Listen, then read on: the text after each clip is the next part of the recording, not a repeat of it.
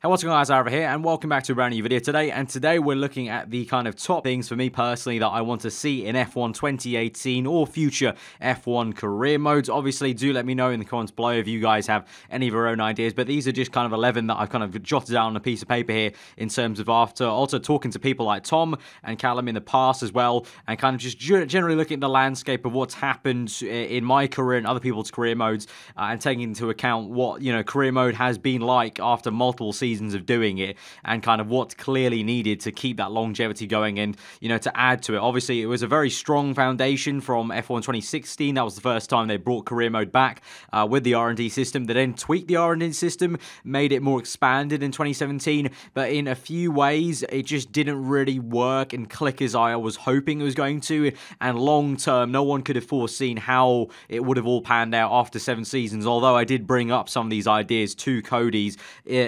within the early stages of 2017 last year, but unfortunately they just never made it into the game. So I'm going to be bringing them up again because I still strongly believe that they're important changes that need to be made. But yeah, we're going to get into it. So the first one is going to be obviously, if you guys follow my career mode, this you'll know why I'm saying this, but I think there needs to be a more fluid and alive contract system in the game when you're talking about moving teams and how it all works in with the reputation level. So I think what we can do is follow almost kind of other sports games like FIFA. I'm going to probably continue to kind of reference FIFA and the way they run the career mode. I realize there's a difference of obviously you're managing a team rather than you're the driver, so you're not the footballer in the team unless you do a player career. But a lot of these ideas are coming across from FIFA, and I think they could be implemented into the F1 career very easily in a kind of adapting it to what F1 needs. So a more fluid and alive contract system. So what I think needs to occur, I think there needs to be more engagement with the reputation level screen. Right now,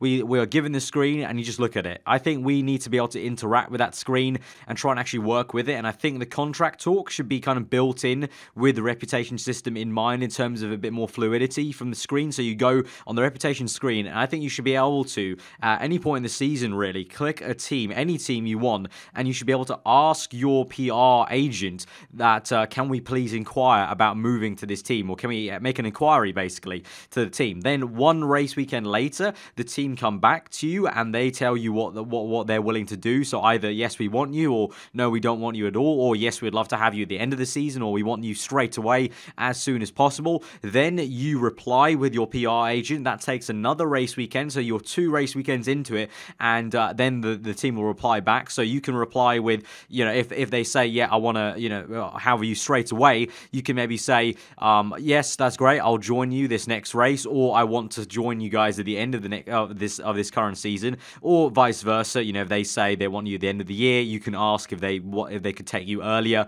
As I said, and basically you reply. That takes another week for the team to get back to you, and then you put pen to paper. And let's say you sign for the team, and you sign for the team at the end of the season. So you're confirmed very early on in that season that you're not going to be with the current team. What happens then, I feel like would be quite a clever idea, is the R&D system. You can still earn R&D points, but you cannot decide what you spend the points on. Like the AI team theoretically should be doing around you. They spend the points on their own. The AI decide it. Your team becomes an AI team almost in the R&D spending kind of zone of the game, and they decide what they're going to upgrade. So you no longer have input on what you're going to upgrade. You can still earn points for the team actively in practice sessions, but they decide what they spend on, because it makes sense. When people like Hamilton said they were going to leave for Mercedes, he literally said in interviews that, yeah, I'm no longer involved in the meetings with McLaren. I don't get to know what the parts we're putting on the car, and you're basically cut off. And so I feel like there should be more emphasis on, if you know you're going to be leaving the team, let's say you've signed an early contract, you should be locked out of the R&D system in terms of that kind of really direct input. And I think that more fluidity and that fluid nature from working off the reputation level, having that back and forth of, it takes 3 race weekends to nail down a contract, makes the entire thing a lot more alive than really just 1 race weekend on a casual Sunday you're signing a contract that's going to be a huge thing for a whole year of your career mode. Whereas there's a bit more kind of a long strung out kind of process of 3 race weekends maybe to get that deal done. And also at the same time, I think they need to make sure the reputation level isn't an overbearing factor, and that at any point you can literally just ask any team.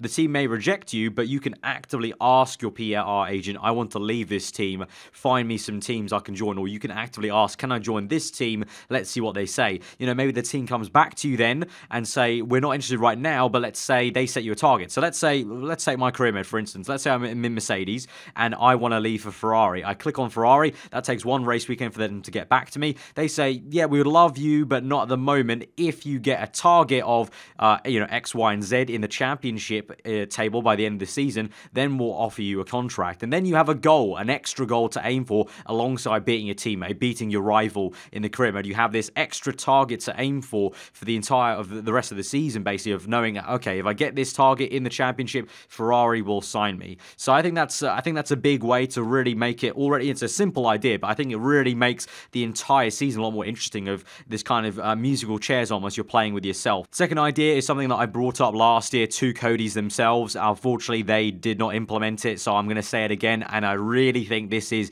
something that has to be in it, because it just makes no sense to me. I think every 2 to 3 years, I think the R&D tree needs to get reset for everyone. I'm not talking about the performance.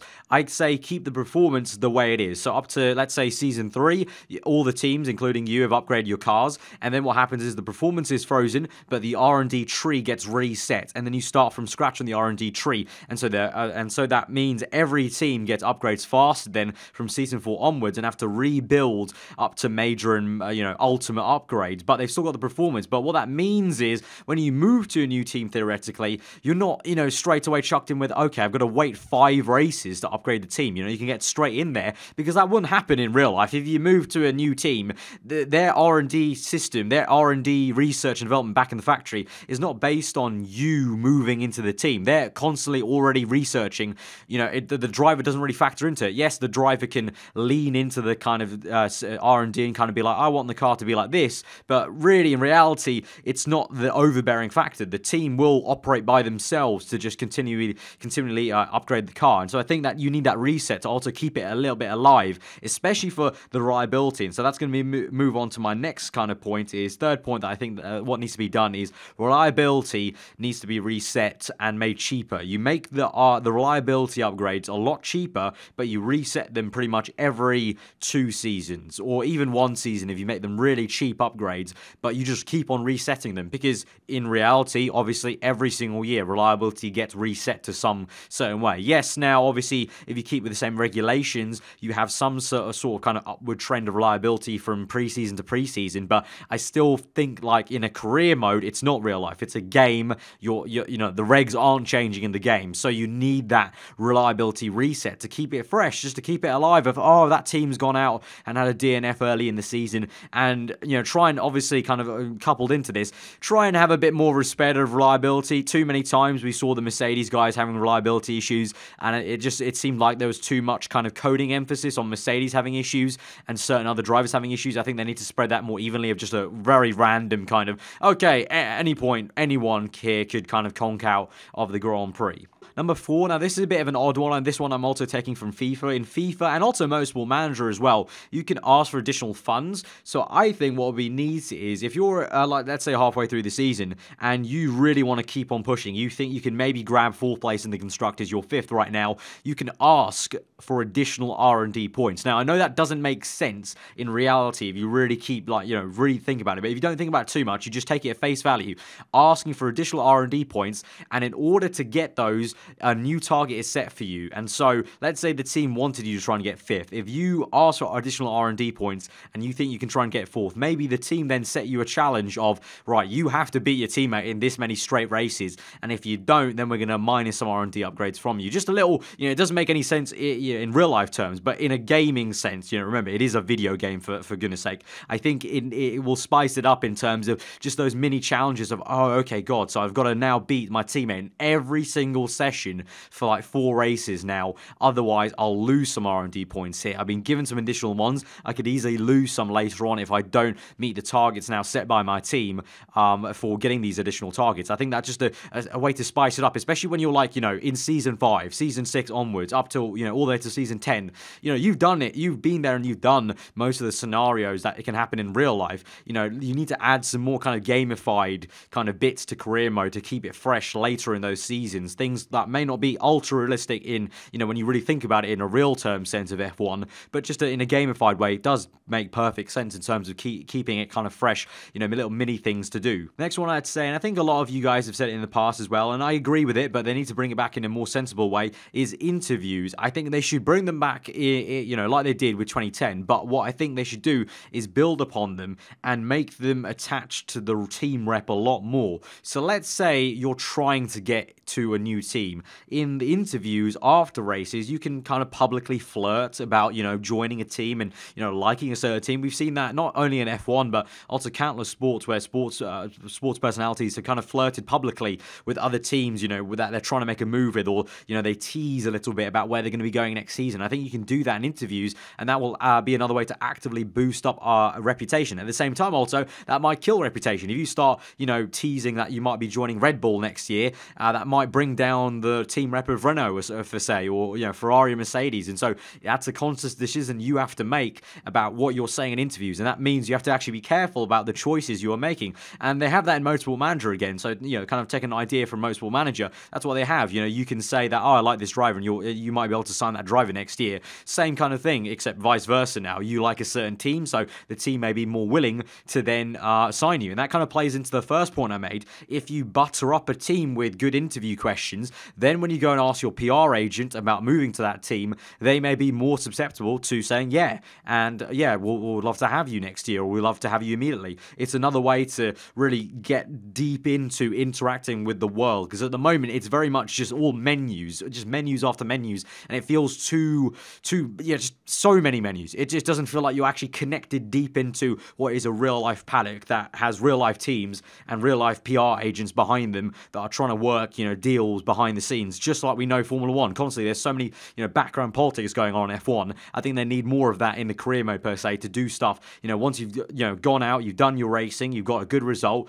use that to flex a little bit on other teams to, get the way you want it, or vice versa. If you've had a crap race, try and, spin your words correctly in interviews to make it seem like it wasn't so bad, if you're a Jolyon Palmer-esque driver, you may need to have a very good PR sense in your interviews to make sure you're not going to be in the bin, basically, for next season. The next one, core competencies. I think they need to tweak this area.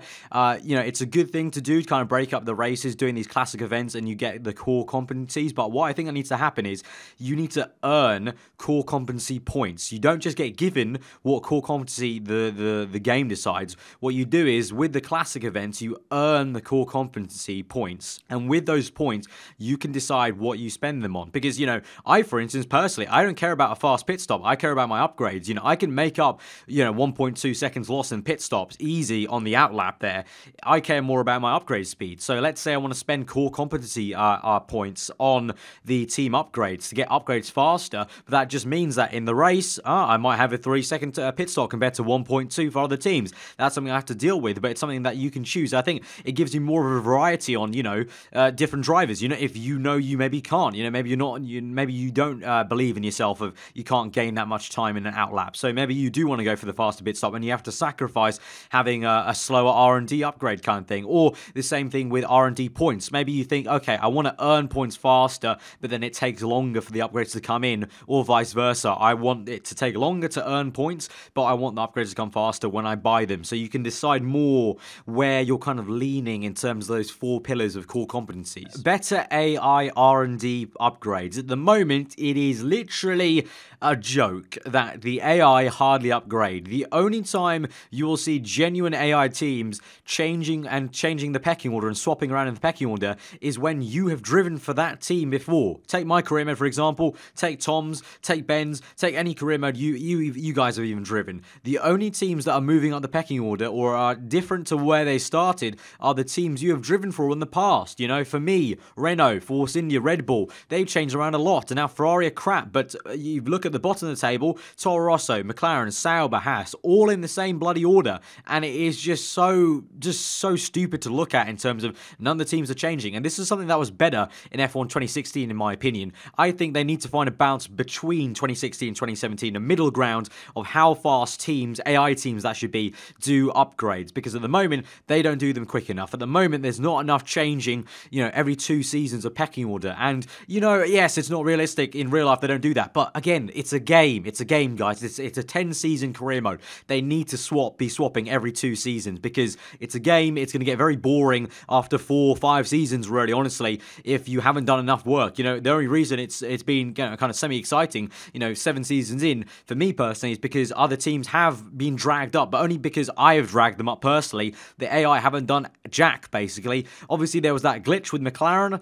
Glitches like that, it's really poor to see. Hopefully, it's not in the next game on the launch, but also at the same time, yeah, the AI upgrades, they need to be a lot better, and also they need to genuinely do them, because there is a little bit of a sense that the AI don't really upgrade properly. They just actually upgrade when you upgrade, and there's just a bit sense of trickery behind the scenes in the coding. So I think they need to genuinely let the AI run the numbers, to not make the joke, but they need to actually genuinely let the AI make upgrades and, let the computer work that out in the background, rather than just doing this kind of trickery of, oh, the AI kind of doing upgrades, but you don't really know about it until you join the team. More player customizations. I'm talking about this from a console side, because I can't speak, personally from a PC side, because it's unfair, because PC has modding. So for the console guys, this is for you guys, and I do genuinely care about this kind of stuff, because also it is annoying. It was annoying in the past when I didn't know much about PC modding, that I couldn't do certain things, but they need better customization. They need a lot more helmets, because let's be frank, the helmet selection is, it's good, it's not great. There's just still too little helmets to choose from. There's a lot of different personal tastes for helmets, so a lot better, variety of helmet designs, probably more realistic helmet designs, kind of, have a space on the helmet for the number, and then maybe have your customized number on the helmet itself.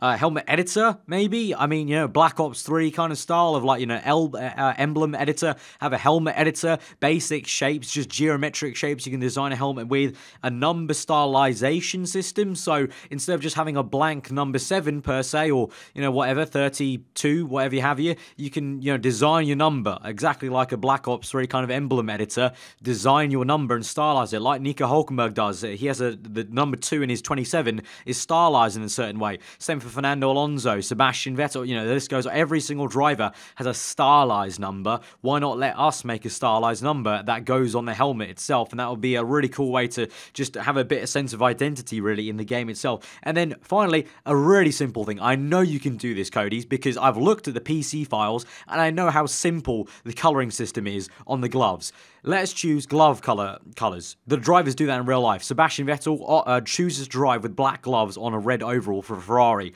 That's another thing. I don't know why Vettel's gloves aren't black in the game. That's another glaring thing, that just a little thing that you've missed. That is it's just those little things that all add up to kind of people being annoyed about your game, basically. So color, choose your glove color. That's a simple thing. I know it is, because the files aren't that complicated. Just, add in a couple more files of different colored gloves. And that brings me on to the next point, more variety in cutscenes. The amount of times I've seen the exact same animation now, 7 seasons in, of either Kimi Räikkönen or Sebastian Vettel doing the same head shake when he looks up at his engineer, then goes, ah, ha, ha, ha, no, and then wags his hand, his left hand away, and kind of goes, nah, you're being silly, or whatever he's saying in the cutscene. The amount of times I've seen that is just boring now. They need more variety in the cutscenes. And I know, yes, it's not possible. Maybe, it's not like your EA or something like that. There's not enough, people, manpower, resources to waste on just something as simple as a cutscene. But those kind of things make a difference when you're comparing games like this. And that's why, the F1 game, the F1 career mode can never really make the stride into the next kind of set when the cutscenes are all the same. Also, have more cutscenes with your character. There's too many cutscenes with the real-life drivers. I want to see my guy in more cutscenes, have way more, because I've created my guy. It's cool to see him in the universe of Formula 1, so why not have more cutscenes where your player character is in the cutscenes rather than all the real-life drivers. And finally, the last point is better AI on track. Track to track, still to this day, 7 years in now, the consistency from track to track is just still not good enough. There are clearly tracks where AI are worse than others on the game, and it means the difficulty level constantly has to be changed track to track then, because 110 is not the same at Canada as it is in Australia, for example, and that just makes it annoying, because you can't really have a fair fight with the AI, or you have to constantly change the difficulty level around, because you might be completely bang on fine at Canada, but in other tracks you have to change the difficulty slider to get the same kind of close racing you want. Otherwise it would just be boring, because the AI would just be whooping your ass. So they need to make that a bit more consistent. And also at the same time, they had a patch halfway through this game around November, I want to say, and a few of the racing racing lines that AI now take are very odd. I want to say one of the biggest ones is Monaco into the fast left-hander just before swimming pool. I can't remember what the corner name is, but if you are close enough, the AI take a defensive line and slow themselves down. Now, that is kind of fine because that's maybe what would happen in real life, but the amount of times they consistently do that just makes it look so fake in terms of you can see clearly the AI being coded to defend into this corner now because I'm X, Y, and Z back from them on track. So just kind of tweaking stuff like that and maybe not making it so obvious that the AI being coded to defend from you, and at the same time attacking. The problem with 2017 is the AI need a lot of slipstream and a lot of DRS to overtake and make a move. Either tweak it to make it a little bit less like real life. I know it's a crazy thing, but again, guys, it's a game. You know, we can change it from real life, and maybe giving a bit more slipstream, because at the moment the AI don't make enough overtakes because they don't have the speed built up, the overspeed from a slipstream to make the overtake. So maybe just tweak that a little bit, or give the AI, you know, whatever it is in the coding, just make them go for the dive bomb even if they're a bit further back. I know it may result in a few crashes, maybe some annoying moments where the AI crash into the player, but at least that's a bit more realistic than, oh, the AI is training each other for about 20 laps in a race of a 25 lap 50% race. So just the little tweaks like that to make the AI better on track. So those have been the kind of big things that I would love to see in the next game on career mode or in future career modes. Obviously, as I said, do let me know what you guys want in the game in the comments below. I haven't kind of addressed the kind of obvious things that I'm going to tell you straight away. Obviously can't be done for licensing right now. Maybe in the future with Liberty Media they will be doing, but obviously the dream kind of stuff would be driver transfers and stuff like that, the kind of things that I do myself with PC modding, but obviously you guys on consoles can't do that ever, so that'd be great in the future, but it just isn't possible right now, I don't think. But that would be a kind of future target to aim for eventually. But yeah, if you guys did enjoy the video, hit that like button, let me know what you thought in the comments below. If you're new around here, do get subscribed for weekly full-on content. I've been over, hope you enjoy the rest of the day, and I will see you guys next time.